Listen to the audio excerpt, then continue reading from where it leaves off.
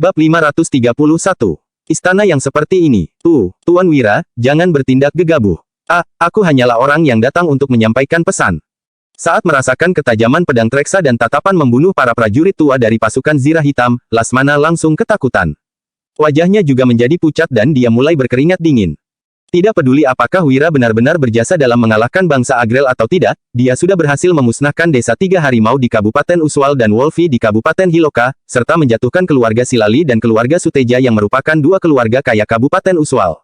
Dia adalah tipe orang yang tidak ragu untuk mengambil tindakan ekstrim. Awalnya, Lasmana masih bersikap sopan. Namun, setelah membicarakan tentang Dirja, dia malah jadi lupa diri. Kalau begitu, sampaikan pesanku pada orang itu. Aku orang yang gak akan cari masalah duluan. Tapi, kalau ada yang cari masalah denganku, aku akan menghadapinya tanpa peduli apa statusnya. Sebelum mengusikku, suruhlah dia pikirkan dengan baik apa dia sanggup menanggung konsekuensinya atau enggak, ujar Wira dengan acuh tak acuh. Tuan Wira sangat pemberani. Aku akan menyampaikan kata-kata Tuan dan menunggu untuk menyaksikan kehebatanmu.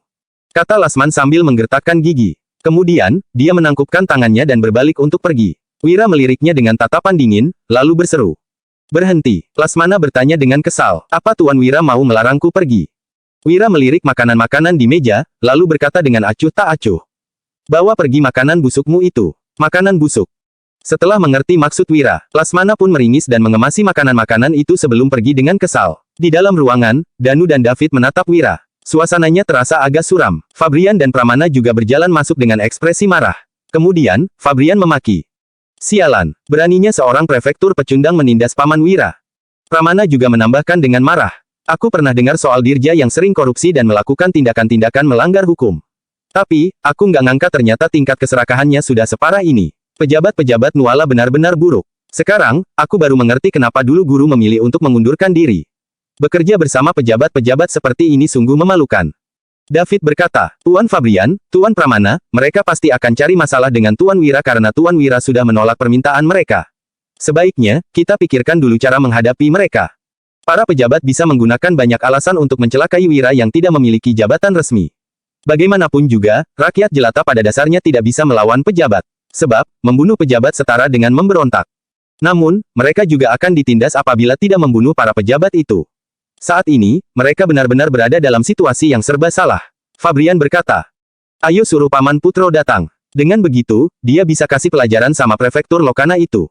Guru memang bisa menekan Dirja kalau datang kemari. Tapi, perjalanan kita kali ini mencapai 500 km. Nggak mungkin guru mengikuti kita melakukan perjalanan yang jauh ini. Tubuhnya pasti nggak kuat. Jawab Pramana dengan kening berkerut.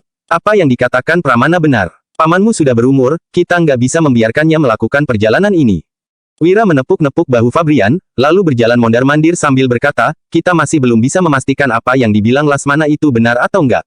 Tapi, kita tetap harus mempersiapkan diri.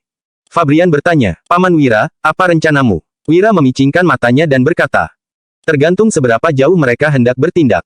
Pramana tanpa sadar bergidik setelah melihat tatapan Wira yang mengerikan. Keesokan sorenya, di ruang kerja Dirja di Balai Prefektur Lokana. Dirja sedang duduk di kursi utama, sedangkan Satria berdiri di sisinya. Lasmana berlutut di lantai dan menceritakan dengan mendetail mengenai seluruh pertemuannya dengan Wira kemarin.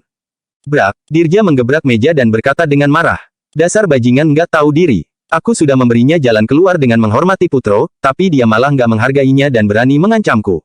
Apa dia kira orang-orang di belakangnya itu berguna? Putro sudah mengundurkan diri begitu lama dan Amangkurat Wutari juga nggak disukai raja. Nggak ada satupun dari mereka yang bisa membelanya. Apa dia nggak tahu aku bisa menghabisinya dengan gampang?